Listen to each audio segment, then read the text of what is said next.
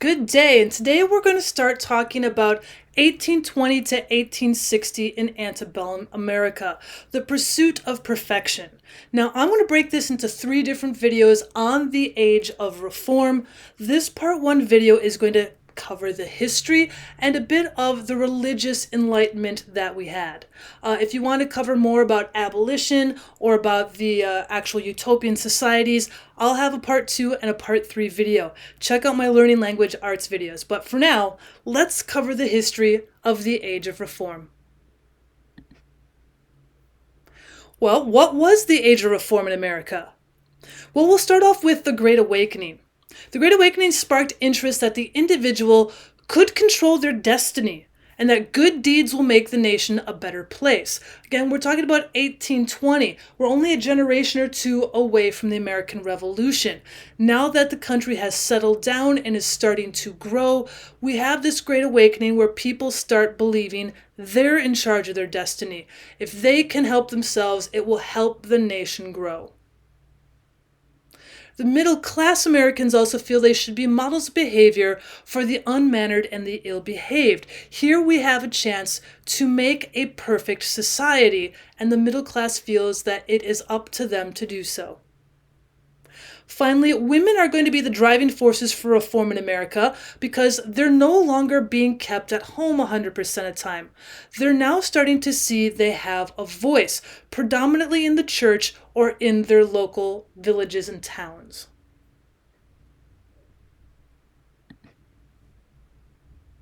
So when was the age of reform? What exactly is being reformed? Well, this is the antebellum era right before the American Civil War from about 1820 to 1860. When we look at a literature age, we call that American Romanticism. It is the Romantic Age in which reformers are pointing out the inequality in society. We also have the Industrial Revolution hitting hard in the United States at this time, and that is going to then see that there's going to be some progress in human rights. As industrialization grows, we're going to see more and more people wanting to have more material things, but we're also going to see a little bit of a backtrack where people are working harder hours. Even the younger and younger ages are working in very abstract and very terrible abject conditions, and so you're going to see a fight for reform. Now, this is primarily a northern movement in the United States because Southerners are going to refuse these reforms on progress and human rights because now you're going to have to talk about slavery. You're also going to see a more educated society. The newspapers start settling in not only in our big cities, but in small towns. And people are going to want to know the news, so people start getting a rudimentary education so they can read and do simple math. You're also going to have lyceum meetings where you have educated Americans traveling from city to city, traveling from town to town, bringing their education to the smaller populations. And there's going to be several areas where things need to reform. Again, these are only the beginnings of the reform. So even though you're going to be hearing about women's rights or prison reform or temperance, it doesn't mean these things are going to be solved at all by 1860. But people are still going to attempt to reform these areas.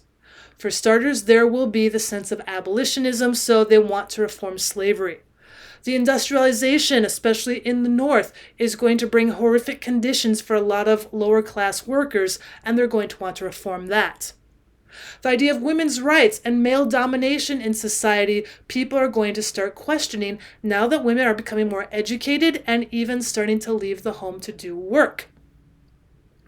The idea of prison reform or the idea of war as well, where we're seeing people wanting to become better than themselves and not getting violent, not breaking down the sense of society norms. People are going to try and reform, so you might not have any more prisoners coming back and forced to prison for livelihood. One of the biggest things you're going to see for an age of reform, though, is the idea of alcohol being the cause of a lot of problems in America. So the temperance movement is going to start here and just grow, not only past 1860, but even into the 1900s in the United States. Now, this is technically our second Great Awakening in the United States from the 1820s to the 1840s, where you're going to have a religious revival versus the deists. Now, the deists, a lot of them might have been the founding fathers, somebody like a Thomas Jefferson, somebody like a Benjamin Franklin, who don't particularly believe in religion. They don't particularly believe that they should be a Quaker or that they should be an evangelist or they should be a Catholic, but they do believe that there's a higher power like a God. With religious revival, that tells you you need to pick a church. You need to go to church every week. And one of the areas that we see is going to be a new Christian movement called the Unitarians. They believe in all of God's love. They deny, however, a trinity. There is a God of love, just one powerful being. You can get into heaven through good works and by helping others. And there's this sense of a social conscience, that you have a social gospel. You should apply the teachings of the gospel to better society. You should live the gospel itself. Now, this kind of contrasts with the idea of salvation by grace and getting into heaven through Christ, such as the Baptists, the Methodists, the other churches that were also having religious revivals at the time. A lot of these particular religious revivals might even form utopian societies. Now, these are going to be a collective ownership of land where everybody, if they work hard together through the good works and works of mercy, this society will actually flourish, and for small periods of time, utopians do work. We'll talk about those in another video. Now, during the Second Great Awakening, we have this religious revivalism, this spiritual form from within, and a lot of your age of reform come from this spiritual reform. The first one that's going to be the hardest pushed is the sense of abolitionism. Slavery in the southern part of the United States really clashed with the idea of having human rights.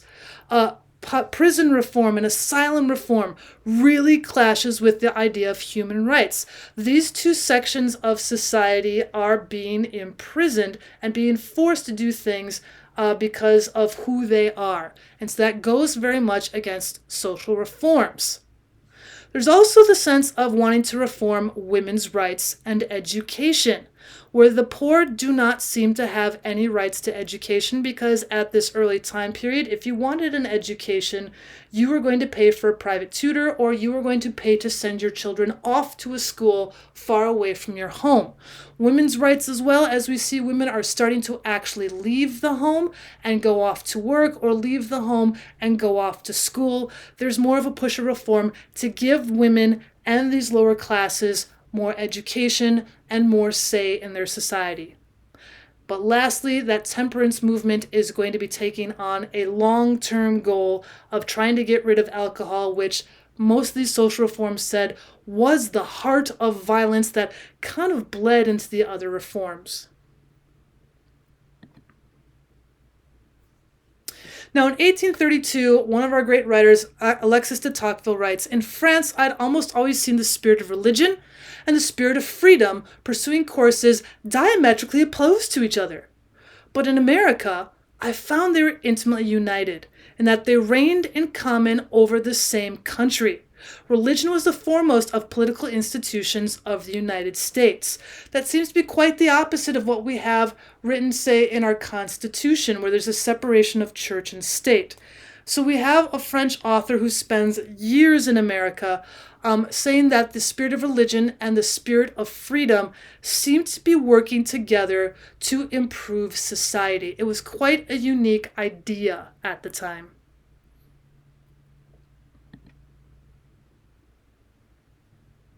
So when we look at the Second Great Awakening, you can kind of take a look at some of the artwork, and there's a lot of artwork at the time that came out about this. You can see, for example, in our particular artwork we have here to look at, what center seems to be churches. They have these churches with the steeples right in the middle, where they talk about it being the house of God and how you want to avoid evil and find yourself pure of heart and righteousness. And then off branching from that church gives the other reforms. Right next to that church is the schoolhouse.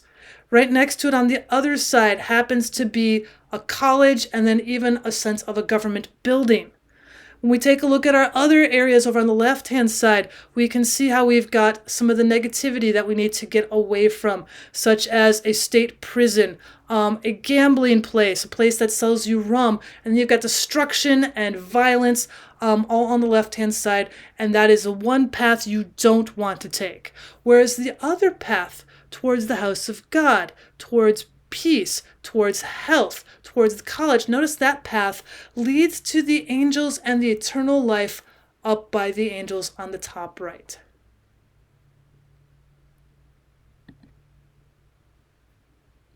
So as a result of the Second Great Awakening, the dominant form of Christianity in America became a Protestantism, in fact, an evangelical Protestantism. So membership in the major Protestant churches, Congregational, Presbyterian, Baptist, and Methodist, that membership soared. By 1840, estimated half of the adult population in the United States was connected to some church, with the Methodists emerging as the largest denomination in both the North and the South.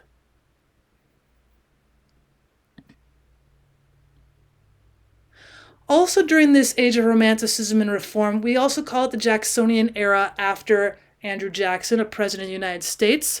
The society during the Jacksonian era was undergoing a deep and rapid change. Now, the revolution in markets brought both economic expansion and periodic depressions in the market. Now, to combat this uncertainty, reformers usually sought stability and order in the religious means. Usually, religion would provide a means of social control. Churchgoers would embrace the values of hard work, punctuality, and sobriety. And so these revivals that they would hold would give a sense of unity and strength and a sense of peace. One of these revivalists that is known is by the name of Charles Finney. Charles Finney conducted his own revivals early on in the mid-1820s and the early 1830s. Now, he rejects the Calvinist doctrine of predestination. He thought the classic Reform idea of free will and salvation is there for everybody. You're not born wrong. You can work hard and make your free will go to wherever it is that it desires. And so this really popularizes the new form of revival, that anyone can become saved. Because this is a new form of revival, his conversion experience excites people. There's meetings night after night in order to build excitement in that community. Charles Finney would speak bluntly. Instead of just reading from the scriptures and giving sermons, he would explain what those particular scriptures would be to the masses. He would literally pray for sinners by name. He would encourage women to speak out, to testify in public. He would also place those struggling with conversion on an anxious bench at the front of the church. So he's pointing out particular townspeople in order to help save them. And these people were so encouraged and excited by this new form of revival, they were happy and willing to oblige. And so here's one of the examples of a revival that Charles Finney would hold. And when he would hold meetings night after night, he was attracting not only the town, but all of the neighboring towns as well.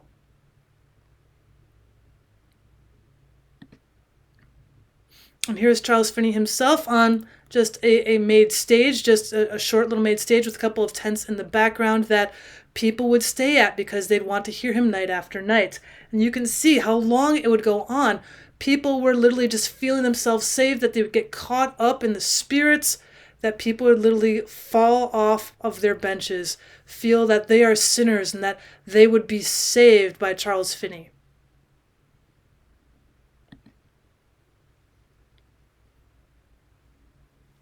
So one of the areas where we do see this new revival is the Burned Over District. Now, it's in western New York, and it got its name from the wildfire of new religions. Now, this place gives birth to the Seventh-day Adventists. Now, the Millerites believed that the second coming of Christ would occur on October 22nd, 1843. Now, these members would sell all their belongings, and they bought white robes, believing that on October 22nd, they would be ascended into heaven.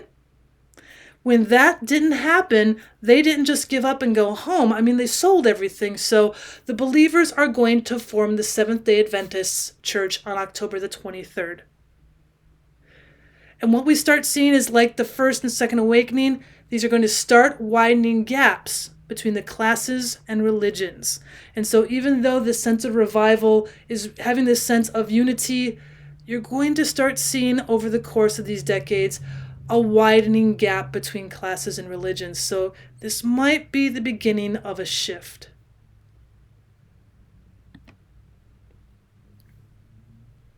Now, when we talk about all these different revivals and how people believe they wanted to make a utopian society, they wanted to take their religious people and go find their own land with which only they could live on, you're actually going to see people create new towns, new villages, simply from this revival period. For example, there was camp meetings in 1801 in Kentucky. You can see where Kentucky is just kind of highlighted in pink.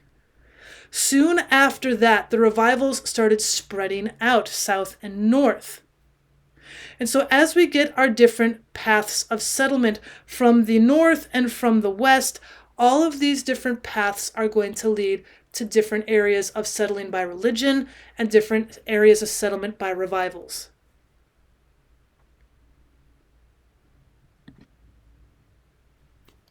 You're also going to see the rise of African American churches. Revivalism is not just a white thing, it's going to spread to every American. So the Second Great Awakening has been called the central and defining event in the development of Afro-Christianity. And during these revivals, Baptists and Methodists converted large numbers of blacks, both enslaved and free blacks, into their religion. So this now leads to the formation of an all-black Methodist and Baptist churches, primarily in the North where freedmen were. Even though they are free, a lot of society still wanted to see that separate yet equal kind of ideal for people who are from different races. And so even though they have their own Methodist and Baptist churches, they're also being segregated. Now, the African Methodist Episcopal AME had over 17,000 members by 1846. And of course, there are other churches being founded at the time as well. While the Protestant revival sought to reform individual sinners, others sought to remake the society at large. For example, the Mormon Church, the Church of Jesus Christ of Latter-day Saints, this was founded by Joseph Smith in Western New York. And in 1827, Smith announced that he discovered a set of golden tablets on which was written the Book of Mormon. Now, proclaiming he had a commission from God to reestablish the true church, Smith gathered a group of devoted followers and headed west. So the Mormon culture upheld the middle-class values of hard work, self-control, thrift, and with all of that, you would have material success.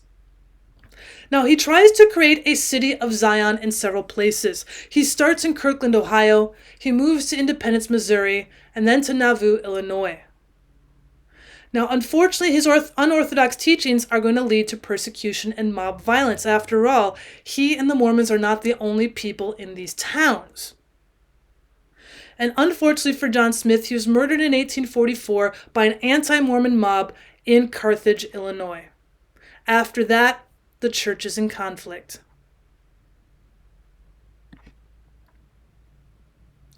So his successor, Brigham Young, decides he's not going to deal with any of these new towns anymore, and he's going to move them out west. He leads the Mormons to Utah between 1846 and 1847, where they could live and worship without interference from a U.S. government, without interference from any settlers. They were going to start new on their own.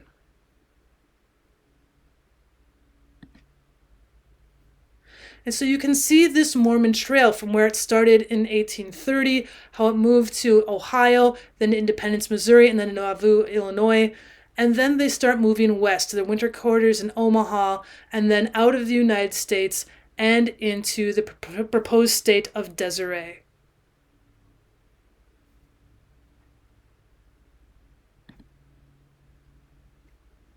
Now, along with these particular revivals, we also see the temperance movement happening. Now, in 1830, Americans drank an average of 5 gallons of liquor a year. Now, reformers argue that drinking causes domestic violence, public rowdiness, and even the loss of family income. And the real problem is that Americans are having the habit of drinking all day. When they got up, instead of wanting to go outside and find clean water, or even having a cow nearby in order to have to milk, or even going into town to purchase milk, you usually had liquor on hand. And it was just easier to pop off the cork and just start drinking immediately. Now, the most significant reform movements of the period sought not to withdraw from society, but to change it directly. And the temperance movement is one of these particular types of reform. Now, the temperance movement undertakes to eliminate social problems by curbing drinking in the United States. Now, this is led largely by clergy, and the movement at first focused on drunkenness, but did not oppose moderate drinking. And in 1826, the American Temperance Society was founded, taking voluntary abstinence as its goal. So the first idea of the temperance movement was just to stop drinking to excess. You could still have the occasional drink, but the American Temperance Society says total abstinence. Do not drink alcohol at all. Some of our first leaders for the temperance movement are going to be people like Lyman Beecher and Neil Dow, and later on you're even going to see a female by the name of Lucretia Mott. Now, temperance is an anti-alcohol movement. Now, when the American Temperance Society is formed in Boston in 1826, the members literally signed pledges, an anti-alcohol tract where they say they are going to not drink alcohol. And they're also going to take pamphlets and pass them out to locals. Now, that particular pamphlet might read 10 Nights in a Barroom and What I Saw There. So there's usually two major lines of attack about the demon drink. You're going to stress temperance, the lack of drinking alcohol, and an individual will to resist the demon drink.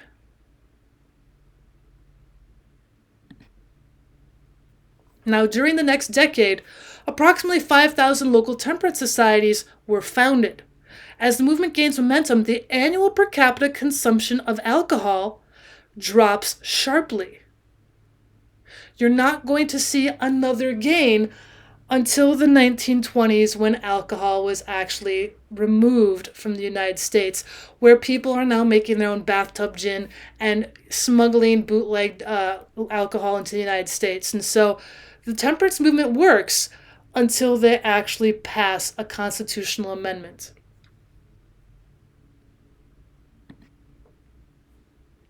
And again, you're going to see with the Age of Reform a lot of different pieces of artwork. And so they actually had a step program of the drunkard's progress from the first glass to the grave. And this was around the high time of the temperance movement, around 1846.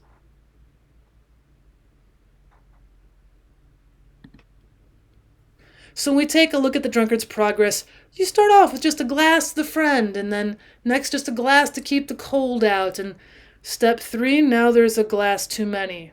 So by the time you get to step 4, you're now becoming drunk and riotous.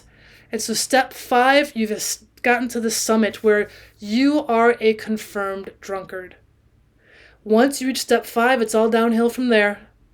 Poverty and disease, you're forsaken by friends, you turn to desperation and crime, and then step 9, death by suicide, whether you are alcohol poisoned, whether or not you fall from someplace up on high because you were too drunk, maybe even you fell into crime and were killed in that way. Well, that's the part 1 for us. If you check out part 2 in the next video, we'll continue on with more of the temperance movement and start looking at abolitionism and the reform movement. So please check out part 2 in the next video. Please subscribe to our Learning Language Arts channel. And as always, thanks for stopping by.